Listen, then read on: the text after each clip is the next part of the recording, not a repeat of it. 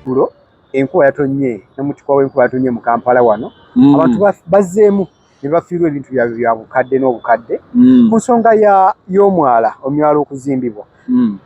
ebintu byali biriwoko before omwala nga tegunnazimbibwa era olowooza ki ekiyinza okukolebwa kwakati kirabika tukyogeddeko emirundi mingi omu mu bulamu alina ennaku ez'ekijjukizo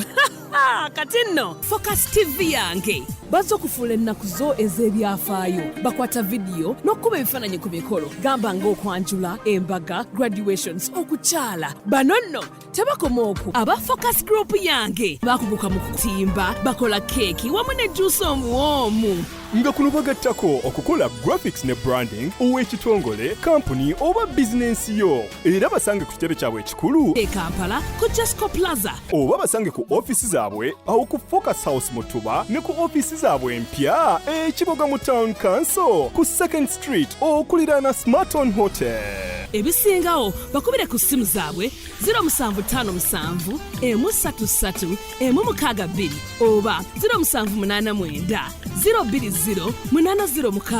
gwaliko Facebook ne Instagram kebera Focus Group yange ate ku YouTube beba Focus TV yange mayinze nakola history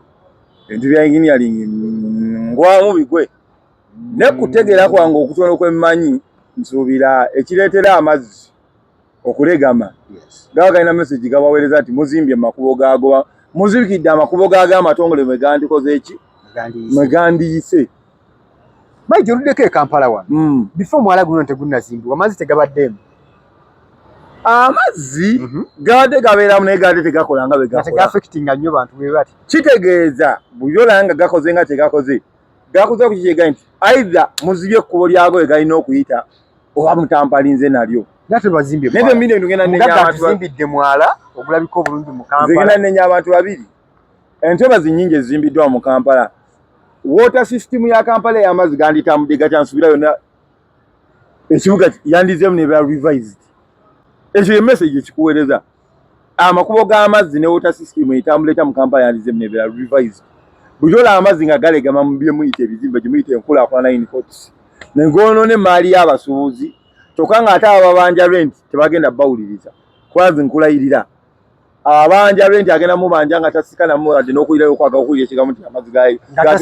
gatute ensawo z'abantu gatute enfaliso z'abantu gayonoonye entu bya bukadde na bukadde so ekisooka water movement system or drainage system y'ekibuga kyaffe Kampala yeetaaga okuddamu okubeera revised twasobyawa tugitereeza tuti ekyokubiri abantu bonna abajja enkulookinze mukuba abantu ab'enkulookinze mu water system tebagizimbye mu kiro bagizimbye mu misana nabo balina plan za KCCA physical plan yakeera ku makya neeyisa plan zaabwe ngebe nate bitadde into consideration ani yalagajjalira omulimu kitegeeza abakulembeze abali political nze ebimu sina nnyo abatekinokulazi batekinokulazi olusi bawabula ebituufu off camera nefe ba political leader netwekobaana ne ba business netwekobaana ne ba businessmen abakola nga babulooka baffe ba businessmen abakola nga babulooka abannabyafuzi bakeera ku makya olina ambalira nga omwala ogwo ogula gulina yiika 42 yiika ezo tuzireka tutya nga ziri awo tusobola ozizimbako ebizimbe omutwalo tusobola ozizimbako basukka nnyo okuba bakampomedde basukka nnyo okuba bazirinda boolwange basukka nnyo ensonga zirekera abakulembeze bo ne batuuleyo ebbali ebintu ebimu nze ndi musanyufu kabibeerewo ko bitunyigirize osanga nti balizuuka bave mu siramba nze ndi musanyufu n'ebigenda mu maaso bekiga bano so balonzi biruma ye kituufu batubo kituufu mulemugera ku makya ne mulondo omuntu ne balangira mulala ne musirika ne mugamba twagala kukola tugende twebake ne mugera ku makya omuntu n'aleeta ekintu nga kibanyigiriza ne mulengera omukulembeze bamwe ng'akyogerako ne musirika twasirika katuleka tulwanire ffe twagala kola ye kati ne gye mugenza okukola kamazzi kabagaba bayitemu kaga bayitemu ye nze ndi musanyufu ndi musanyufu n'ebigenda mu maaso sometimes oluusi bwe Katonda aba atuletedde obubonero obutuuzi bwa tuzuukuke ne tubunyooma katubonereze mu bubi osanga bwe tulinyigiriza bantuuka ku kisenge tuzuuka ntukola ekituufu abakulembeze tusobeza kwe tukulembera naye tukulembera ne balema okubeera abazuukufu ekimala okuvayo nti banaye mutusobezaako ekimala ne basigala nga bali awo balizirinda boolwanyi fenna kati ompira kagutunyige osaye gunateeka kasementi tunazuuka ne tudde engulu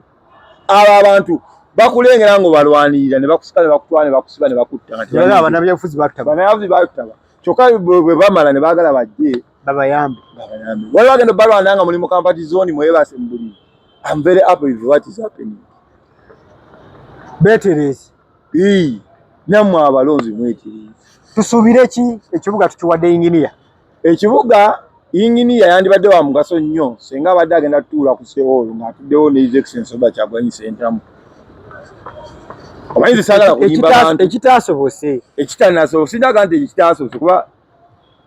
his excellency tugenda kulayira mu kwogera kwe tekyasobose kwa wiiki ejja kulayira kituufu kulayira naye his excellency Robert Kyagulanyi Ssentamu agamba tannazikiza simanyi kikyazzaako osanga alibaako kyakolawo nanunula obuwanguzi tugenda kulayira tumwegaseeko kubeera kyalina okukola katukize ekyo tekyasobose inginiya gwe mwawadde Kampala what should be inginiya political aid Kampala okwawukanako Kampala ennaku zokwawukana ne Kampala yali okumirembe gy'abasebaana ne Kampala yali okumirembe gy'abasebaggala inginiya ne bakansala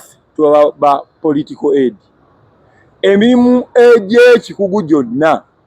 gikola technical aid ekulemberwamu executive director ne mukama we president inginiya abira political aid omulimu gwokukola oversight kubandu ndi pipe wano mwazimbisiza za raisi wano sente mwazibbye temwazi nti guno omwala tumina guzimba bwe guno omwala tumina guzimba bwe twaguyisiza budget bwe physical planning wantu wakola toyina kukola omulimu gwaffe gwa kubandu na regulation tuteekesa mu nkola ebyo biba byateereddwa mu budget ebyo biba byakoze eki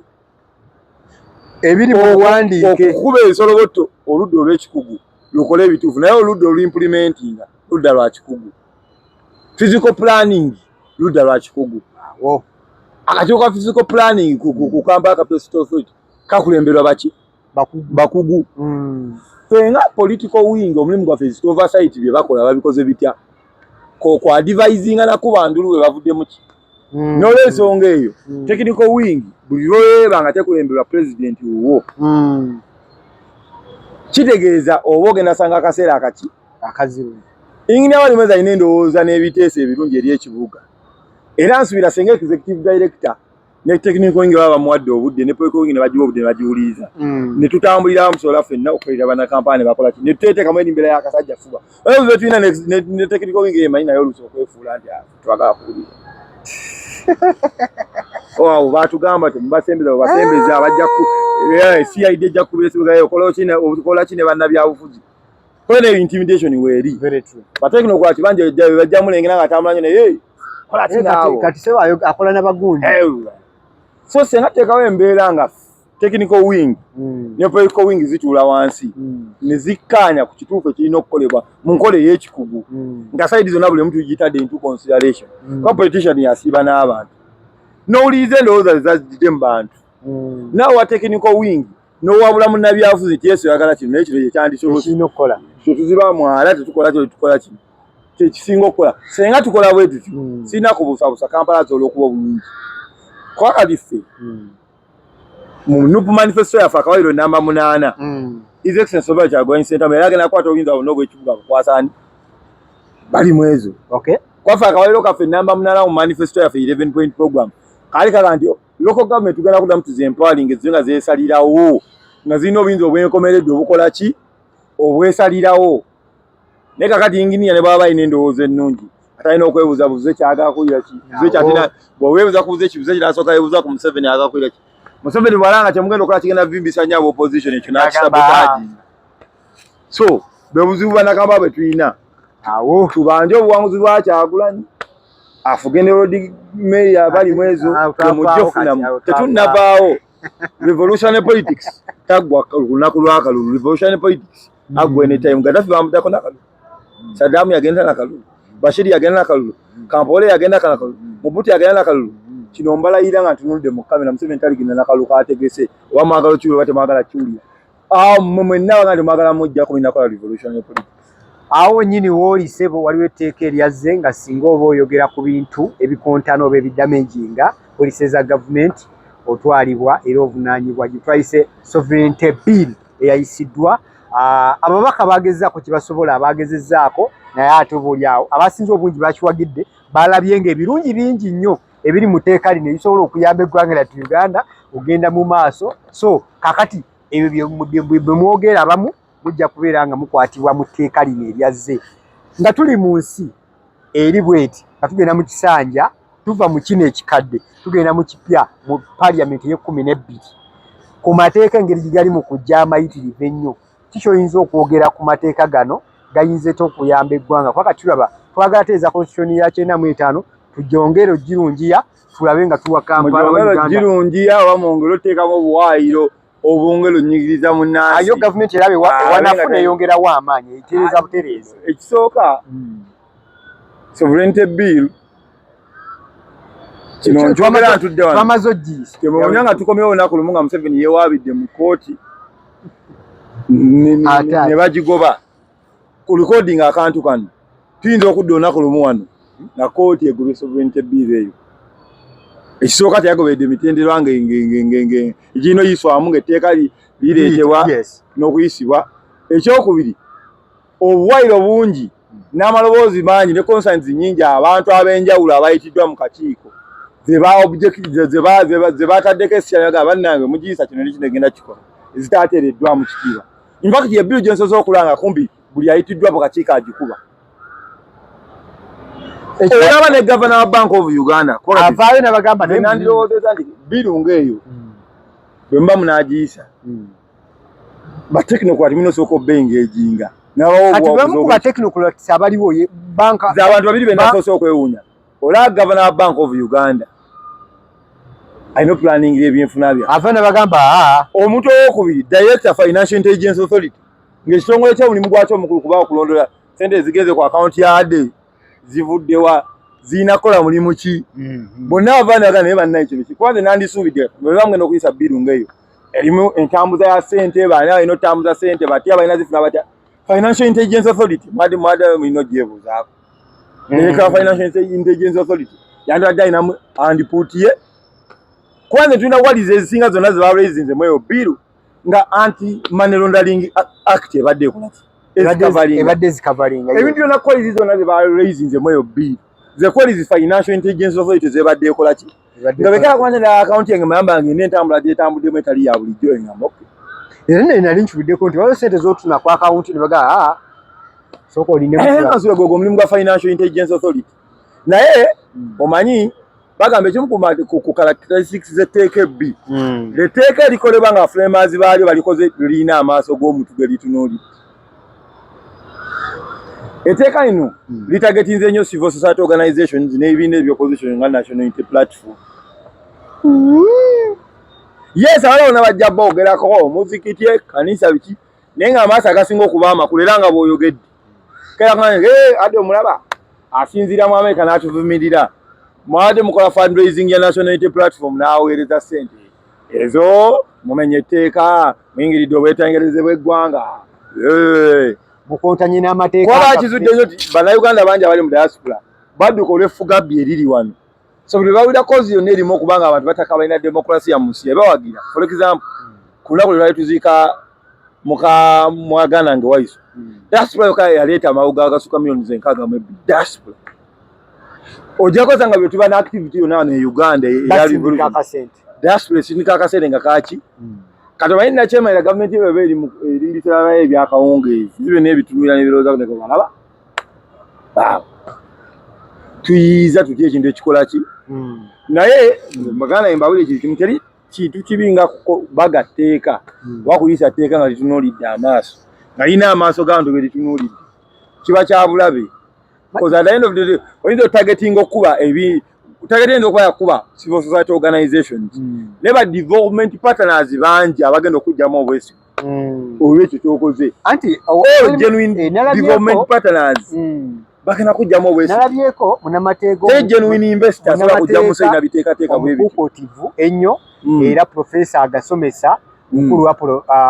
omukulu Yusuf Nsibambi yabyo n'agamba bwe mubeera nga mugamba nti bikyamu lwaki temwagala teekesa mu mateeka kuba walabayo bakusindikira ssente nnyingi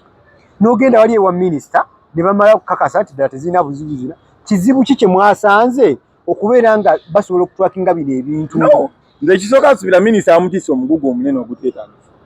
Uganda tulina ekitongole kiramba bakiyita Financial Intelligence Authority. Ng'omulingu wakyo omukulu eyo department kutuula awo kulondoola ntambula ya nsimbi mu ggwanga. Tulina etteeka ddamba eryogera ku anti-money laundering. Financial Intelligence Authority bweba ekizudde nti mayambala ssente zitambula okuyita ewaani zigendererwa mu bigendererwa bya kumenya amateeka ebirambikiddwa. Kwanza sisuubira nti adde mayambala okuwagira National Unity Platform a registered political entity nti mba n'omusango. Siba na musango. Because the National Unity Platform is a registered political entity. Kitegeeza byonna byekola bikola mu mateeka. National Unity Platform ekkirizibwa okusimbawo bakandidate ku level zonna ez'enjawulo kuva ku president. National Unity Platform ekkiriza okera kumanya neteeka fundraising bammemba ne bagisondera. National Unity Platform ekkirizibwa okukoperatinga n'ebibiina okuyeekera, oyinza ozikozesa okutataganya government policies ezigenda mu maaso oba n'implementation y'ebintu ebirala ebigenda mu maaso. Kakati ekyo kisooka kulaga obunafu bwa gavumenti bwekola ki. Nze sisuubira nti osobola otandika obuyeekero kisooka ku gavumenti eyeyita nti eri legit. Bwe mba mugamba baabalonda n'ebitundu 7 ku buli 100 tujjawa amaanyi n'obudde obutandika obuyeekera ne buyimirirawo. Ye tubutandika intelligence organization zonna ez'enjawulo zetufacilitatinga n'obulindi n'obulindo bw'ensi ziba zitunudde luddawa. Nze ebintu ebimu nsuubira omanyi bw'osanga ng'omuggo ogwali gukuba mujjawo gukwekewala. Ebintu bino ebimu tubikola nga tutagetinze Kyagulanyi ne National Unity Platform nga tutagetinze civil society n'ekyabulabe ennyo olunaku mugenda kukyanga biyiggafu. Njaku example y'omukulu omubali bamuyita John Patrick Mama Mbabazi. Mama Mbabazi ssaawa ya public order management bill ng'etuuka seyo yali prime minister ng'awo wiipinga abantu ng'abawiipinga tuyise etteeka bwe lyasooka okukwaya. Kayihura generali yapushinga nnyo ekyokukkiriza police detaininga abantu beyond 48 hours. Bwakyako ng'amaze emyezi 2 kkomera lyerimu. Kitegeeza ababaga amateeka gano bakijjukire mu bwongo bwabwe nti Anita Amongi Anet gavumenti ya Museveni esobola n'obutagenda naye bukeera enkya ku makya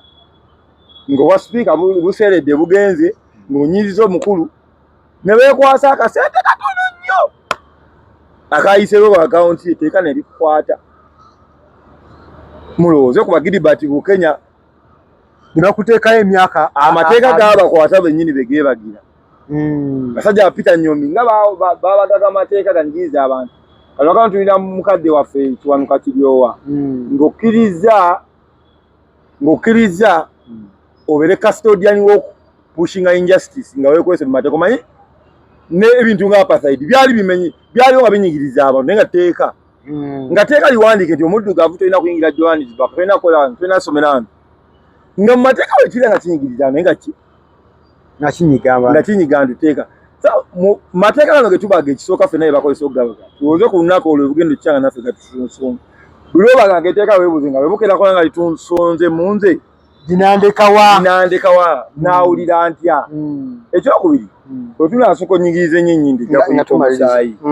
ko naku lwaleero bwe tunateeka akazito ku Baganda baffe abadde baweereza obusente kuva ebweru kuba tulowooza be basinga obagira struggle kuba tulowooza twawakotogera twabamu opportunities ne bagenda ebweru nga banyiivu. Ekintu ekyo kigenda kukeera olunaku lumu nga kituddidde teri amanyi byankya. Busookera ku matanga namwe mulimu ekizibu abamu ng'amateeka ge mwaleka ku ttaka namwe gakola ki. Nze nsuubira bwe tuba n'obuyinza tubukozese okuteekateeka ensi gye twandyagadde okubeeramu singa bukeera ekyo nga tulina buyinza. Ekyo bwe tutakikole tusize obukyayi obugenda tuddira mu bbanga eritali lyawala. Sovereignty bill teeka lyogera kusiga bukyayi naye Mwami Museveni kyemumanyiiko ayinza okweropa mu kkooti n'alijjayo oluvannyuma ly'oddekenneenya kuba ebintu byonna bina walizi bya addressing ze walizi tulina amateeka agenjawulo agazikavalinga ze walizi zetusobola okutekinga care of senga twatusazeewo tolina nga ejo ngamba nti gavumenti ng'erina financial intelligence authority mumanya ssente kyezizeewa nazizidde. Kale nga tuwumbawumba bubaka bwo bulikyo obusembayo eri abalabi baffe abatugoberera. Ekisooka nga ba informal sector twatandiseewo omukago gutugatta ffenna abantu bali mu informal sector bakola emirimu gya wansi egy'enjawulo bantembeya nkola mu butale nkola boda nvuga taxi ntunda kaduuka ndi muvubi mpoota ku site nsukuma kigaali njosa welding ndi makanika ndi muyiribi twakoze ekisinde ekitugatta bakita informal sector forum kyabyabufuzi kyabyankulaakulana omulamwa gwakyo okusinga okuba omukulu gwa mobilizing capital omulamwa gwakyo ogwokubiri okusinga okuba omukulu gwa kulwanira ddembe lyaffe ng'abakozi abali mu informal sector omulamwa gwakyo omulala gwa kusikiringa bammemba baakyo bongere okukuguka mu ebyo bakola n'okukuguka mu bintu ebirala ebyenjawulo ebyetooloola ebyo bakola ng'ebyenfuna ebyamateeka n'okwongera okuconnectinga ne baganda baffe abaana ebibiina ebirala ebigabizi by'obuyambi abakulembeze ku mitendera egy'enjawulo mufuuza ekiringa NGO NGO association etugatta association etugatta naffe tube n'eddoboozi lyamu ebyerwanirira mwenna tugenda kuba tujja gye muli twegatteko muleete ebirowoozo byammwe tutambuze naffe tube n'eddoboozi ery'omwanguka tusobole okola nga omulimu gwaffe tukola ki tugutereeza. Yesewo kale obadde mulabi mulungi okuva gye twatandikidde mpaka wano mbadde ne Maijo oba Mayambala Joseph ono nno yaŋŋambye ekya kansala nti mujjeko era nga ndowooza mitumewo na lebo tubbi maasawo oba mwaka ki oba 2030 mu 2036 oba 2040 inshallah omusiba bwagamba kijja kuba so nga ne bannaffe batukweka mu kasente tetuyinza kubeera nga tuboogerako bannaffe ba Focus Event Services bagamba nti omukolo gwo baguteeketeeke bulungi aba Focus Graphics and Branding enamba z'essimu kwe ziku screen bagunoonyeeko bakolera ebintu ebirungi ddala bizo batusukka wano tujja kusinkana nate mu vidiyo ezijja mu maaso awo n'abantu ab'enjawulo nga batutemeratemera mu nsonga ez'enjawulo era ng'oyiga naffe atugoberera okola kyamaanyi nnyo. Kale tuveewo tujja sinkana mulundi ogujja neyanziza ssebo ogujja kale muganda kusubscribinga ku Focus TV yange bingi buli omu mu bulamu alina ennaku ez'ekijjukizo kati nno Focus TV yange bazze okufuula ennaku zo ez'ebyafaayo bakwata vidiyo n'okkuba ebifaananyi ku mikolo gamba ng'okwanjula embaga graduations okukyala bano nno tebakoma okwo aba Focus Group yange bakuguka mu kutimba bakola keeki wamu ne juice omuwoomu nga kuno bagattako okukola graphics ne branding ow'ekitongole kampuni oba bizinensi yo era basange ku kitebe kyabwe ekikulu e Kampala ku Jesco Plaza oba basange ku ofisi zaabwe awo ku Focus House Mutuba ne ku ofisi zaabwe empya ekiboga mu Town Council ku 2nd Street okuliraana Smarton Hotel. Ebisingawo bakubire ku simu zaabwe 0757 133 162 oba 0789 020 806 gwali ku Facebook ne Instagram kebera Focus Group yange ate ku YouTube beba Focus TV yange.